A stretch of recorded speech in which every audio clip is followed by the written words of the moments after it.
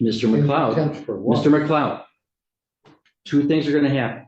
You're going to answer my question, or you're going to jail for summary contempt for not complying with the court's request.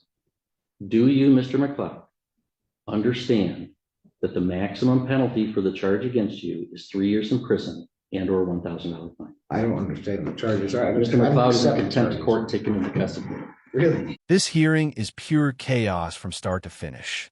Mr. McLeod is charged with assaulting a police officer, and instead of taking responsibility, he tries to argue that the court has no authority over him, pulling the classic sovereign citizen move. He interrupts, yells, and throws around a bunch of fake legal jargon, but the judge shuts him down every single time. Things get very heated, and by the end, the judge has no choice but to throw him in a jail cell for the night. This hearing is both frustrating and hilarious to watch. The guy is so confident in his nonsense, only to be completely dismantled by the legal system. Make sure to leave a like and subscribe if you enjoy this kind of content. Let's go ahead and dive right in. Understand your right to a lawyer, including a court-appointed lawyer? I understand that. Okay. And do you wish to represent yourself instead of having an attorney? Yeah, I'm here by special appearance, and I will be representing myself. Okay. I'm required by law before I accept that waiver to do a couple things. One, advise you of the maximum penalties that you could face for the charges that you're in my court for. Resisting, obstructing conservation officers is a high court misdemeanor punishable by up to 2 years in prison and or $1,000 fine. There's a habitual offender second notice that's been filed by the prosecutor, which would make that a felony punishable by up to 3 years and or $1,000 fine. And marine safety operating while intoxicated is a misdemeanor punishable by up to 93 days and or $100 to $500 fine. Do you understand the maximum penalty? Pay attention to how calm this judge is throughout the hearing. He genuinely tries to give Mr. McLeod a fair chance despite all the interruptions and nonsense being thrown his way. It's honestly impressive how much patience he shows while Mr. McLeod keeps acting like he doesn't understand the most basic legal concepts. Let me know in the comments. Do you think this guy is actually crazy, or is he just putting on an act to dodge responsibility? Well, okay. Well, that's fine. Do you understand the maximum penalty that I just explained to you? No. Hold on. I can't let you represent yourself until I establish a couple things. Well, I need to establish a couple things too, honestly. Hold on. Well, I can't let you represent yourself until I establish a couple things, or I'm going to be in trouble. Okay. Do you understand that the maximum penalty that you could face for the charges that you're here for is up to 3 years in prison and or $1,000 fine? I don't understand the nature and cause of the action against me. So what is it that you don't understand? Do you not understand how long 3 years is, or how much the fine is that I've articulated? Can you tell me what it is you don't understand? The nature and cause of the action against me because there's no established jurisdiction. That's not what I'm asking you right now. Well, I'll let you place whatever objections you want on the record, Mr. McLeod. I promise you that. Okay. Can we just go one step at a time? So do you understand the maximum penalty that you could face if you're convicted as charged? 3 years in prison or $1,000 fine? Well, I have another question because the statutory jurisdiction doesn't exist under the Constitution. So in order for me to defend myself, could you please tell me where the published rules of conduct are for criminal statutory jurisdiction, or where I can find the nature and cause of this jurisdiction, or how this information exists? No, I don't even understand what you're asking.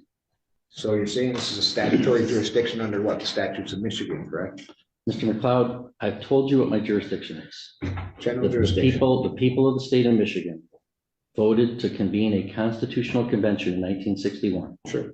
There was a constitutional convention in 1961 and 1962. They proposed a state constitution. The voters of the state of Michigan ratified that in 1963. Article 6 establishes the judicial power. And the circuit court is a court under that judicial power of Article 6 of the state constitution. And so you're here in my court. I have subject matter jurisdiction over those crimes. I have personal jurisdiction over you because you've been alleged to have committed them in our county. That's my jurisdiction.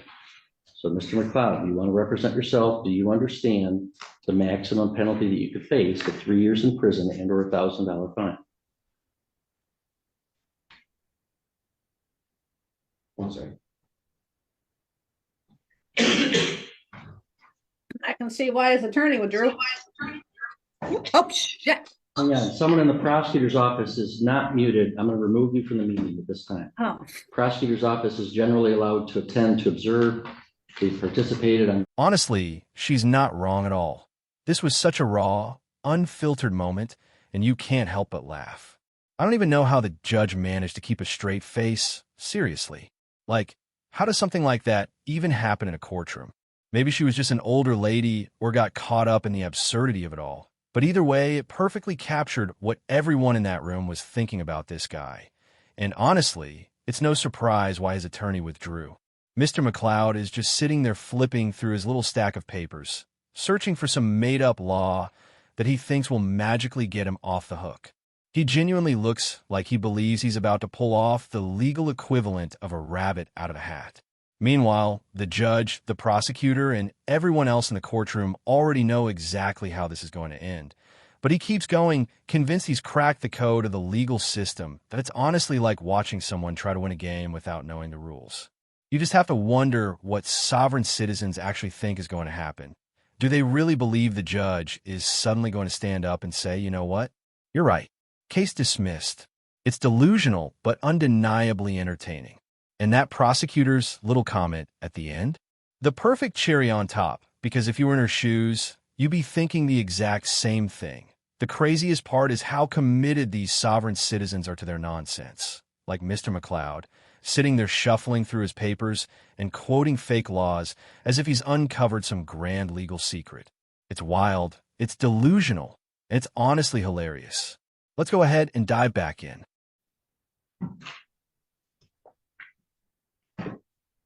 Mr. McCloud, do you understand the maximum penalty that you could face? 1 second. Okay, so when enforcement of mere statutes, judges of all courts do not act judicially and are thus are not protected and qualified by limited immunity. That's Owen versus the city. I just want to state a few things for the record since you're claiming this is a jurisdiction under statutory law. Hang on. Mr. McCloud, can we back it? Look at me for a second. Can we talk here?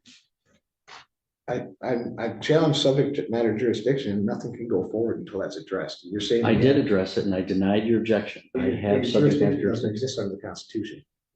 Your objection is noted. All right. So, Mr. McCloud, do you understand? Let me explain to you. Sure.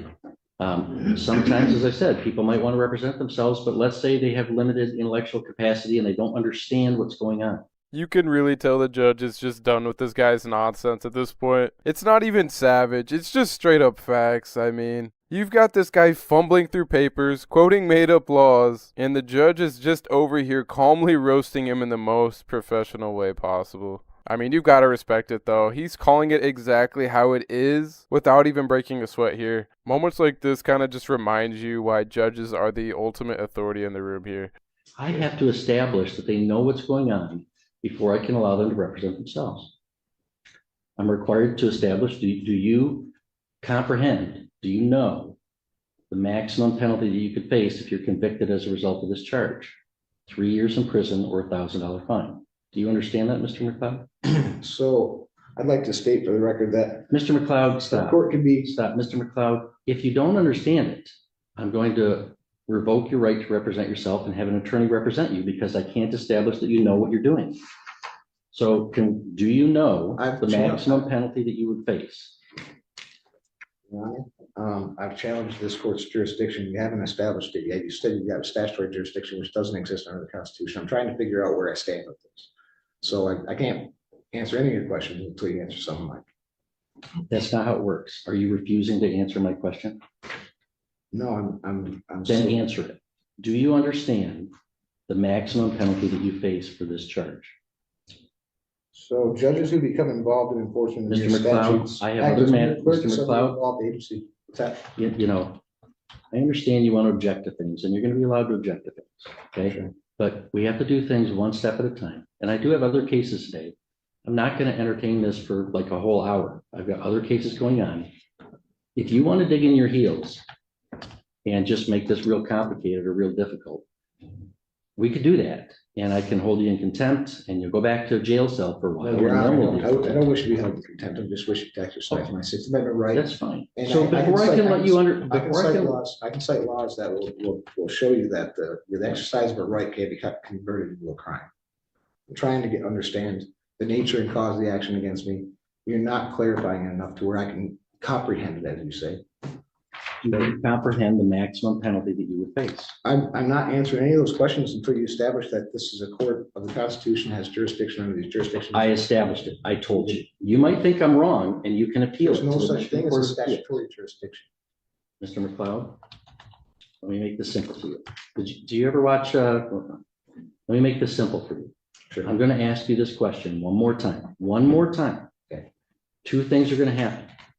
You are either going to answer my question, or I'm going to hold you summarily in contempt, and the court officer will bring you to a jail cell, and we'll talk about it tomorrow. You understand that? So, Mr. McLeod, contempt for what? Mr. McLeod, two things are going to happen. You're going to answer my question, or you're going to jail for summary contempt for not complying with the court's request. Do you, Mr. McLeod, understand that the maximum penalty for the charge against you is 3 years in prison and or $1,000 fine? I don't understand the charges. I Mr. don't McLeod is in accept the contempt charges. court, taken into custody. Really? That's it. Protecting my rights is what you said last time I said. Fucking Joe. This isn't true. You guys are We'll have to following follow orders, unconstitutional right? You're following orders. unlawful orders. It's not Not a constitutional good at all. thing. Mr. McLeod's in contempt, he's sentenced to 1 day.